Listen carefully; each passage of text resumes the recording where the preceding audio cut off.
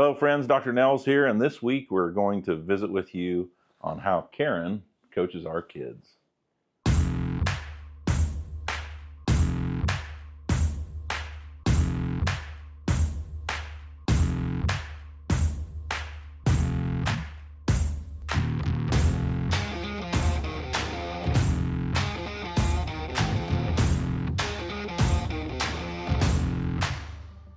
Hello friends, Dr. Nels here, coming to you this week with more info on life, leadership, and business, building your values and principles so that you can be the best version of you. And this week we've got my beautiful wife here to talk about how she coaches our children. And the good part about that is she is not married to the CEO of Astronomer. Former CEO. Former Former CEO. Astronomer. But that being said, let's refocus here, and we wanted to bring you some more information from Karen, because she is incredible, has a very high level of emotional intelligence. She does not like being here, but she's here. Not even handcuffed, forced to be here. But anyway, she's an absolute incredible coach for our children. Does a phenomenal job every day. I think that's part of what makes her good, but in terms of coaching our kids, she's done that for pushing 2 decades now. And I've watched her do it over the years, and I'm just in awe and amazed and learn from her and how she does that. And I'm fortunate to be able to learn from her, because I can maybe be good at it in many other ways, but I am not good at it for our children to a certain degree parts of the time, and she is pretty damn good at it all the time, which amazes me. And so we thought we'd ask her some questions so we can help you all as parents, maybe even grandparents, and how she's helped lead our family in coaching our children. And so, Karen, how do you build confidence in our kids while you still hold them accountable and responsible, which kind of can be 2 different things, but accountable and responsible for the things they do, and they may fall short or might not meet expectations? So I think probably the main thing when I help coach the kids is to recognize that they're gonna fall short. We all fall short. We probably fall short every day, or don't meet an expectation, or in our minds fail at something. But that moment doesn't define who we are. It doesn't define our day. It doesn't define us as humans. We're going to fall short. It's how we handle that falling short and what we do with that information next.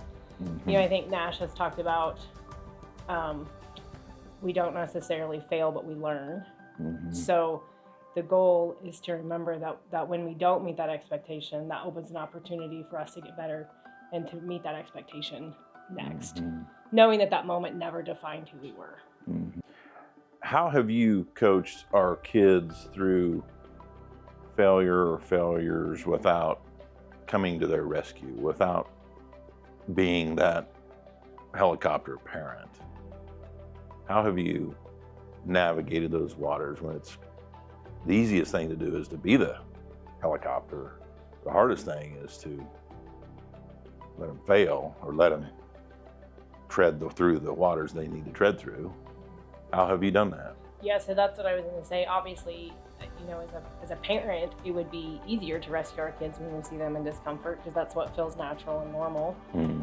But also knowing that our kids, they don't grow if they don't experience discomfort on their own. And if we are constantly saving them from consequences, even though sometimes it's hard to watch them go through that. And a lot of that we talked about earlier today about advocating for the kids. There was a long period where that was my job, to advocate for them. And there's still times, particularly with Nash's journey and that kind of thing in the medical world, I still advocate for him. I will probably advocate for him on some level until the day that I'm no longer able to do that. But thinking about as they're getting older, an example I can give is when it came to school and that kind of stuff, they used to, if they needed help, I would be the one that would reach out to a teacher. As they've gotten older, we're preparing them for college. Now that's become their responsibility. And we've had a lot of talks, as they had a horrible, difficult schedule last year, really struggled in some classes, ended up with incredible grades, straight A's. But, they realized the importance of they had to go talk to the teacher. They had to open those lines of communication. They had to get up early and head to the school and be there by 7 a.m. to get extra work put in. They had to do all the uncomfortable things to change the outcome when things got difficult. And Mackenzie's had a situation with that this summer with one of her college classes, where it would have been easier and probably would have felt better for both of us to drop the class, but that wasn't the right answer. The right answer was for her to reach out to the professor, open the lines of communication, and she's discovered that, the teacher wants to help her as much as Mac wants the help. We've talked about the saying, nobody cares how much you know until they know how much you care. And so for her to learn to advocate herself and empower herself for when she goes off to college, those are big life skills, even though that doesn't always feel the easiest for us. Yeah, we talk about that statement that nobody cares how much you know until they know how much you care. We talk about that a lot in a business setting, but we pass that on to our children in the school setting. And so these teachers, as you can imagine, deal with some jackass kids. And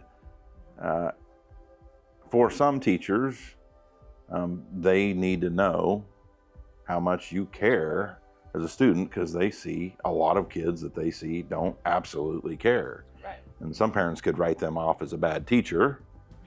But one really cool thing is, as you and I have taught them, is go ask them. Go talk.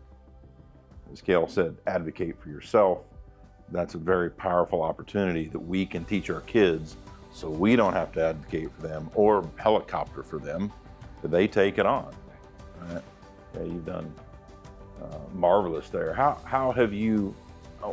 How else have you modeled leadership or emotional intelligence for our children, our kids, in everyday moments as you've guided them through life?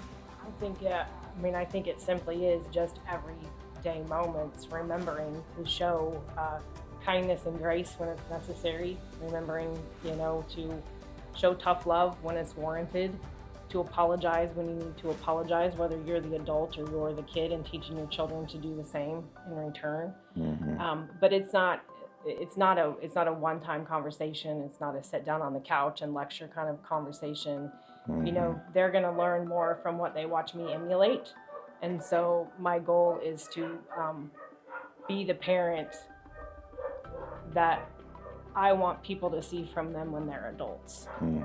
To model the behavior that when they are on their own, that will come easily and naturally to them. And so I can tell them how to act, but if I don't act the same, then it will never change anything for them. Yeah, I've probably, one of the key things I've learned from my beautiful wife is these things don't happen in one-time conversations. And just like in business, we attack problems every day. We don't wait to have a meeting with a key team member that's not meeting expectations. We don't wait a month. We don't wait 6 months. We attack it that day. And the same goes through children that Karen has taught me with our kids. And I think you do that marvelously in your time that you spend with them, just driving, just sitting at the table, cooking supper, and they're there talking to you as you cook and laying out the day, and then conversations I think happen. We talked about the other day, the key for me for parenting and leading the kids is to listen probably twice as much as I talk to them. I discovered pretty early when they were young, that I learned so much between 3:15 and 3:25 on that 10-minute ride home in the car if I would just sit quietly. I learned everything about what happened at school that day. I learned everything about their friends. I learned everything about what hurt their feelings that day, what made them proud that day, because I could just sit and listen. And so I think for me, a lot of me, they've taught me as much as I've taught them in just learning to be quiet sometimes. So I'm hearing to not be the helicopter, we have to let them be their advocate. And you have to teach them how to do that. And you have to teach them how to be their own advocate, how to have the conversations, but then also listen in everyday moments, so that then that opens the door for individual small coaching opportunities every single day, or however that happens. All right, very good. Thanks, friends. We're glad you're here. If you like this content, this information, I know she is better at it than me, and she's damn sure better looking than me. We're glad you're here. Click subscribe here. We'll see you next week. Thanks for being here, friends. We appreciate you.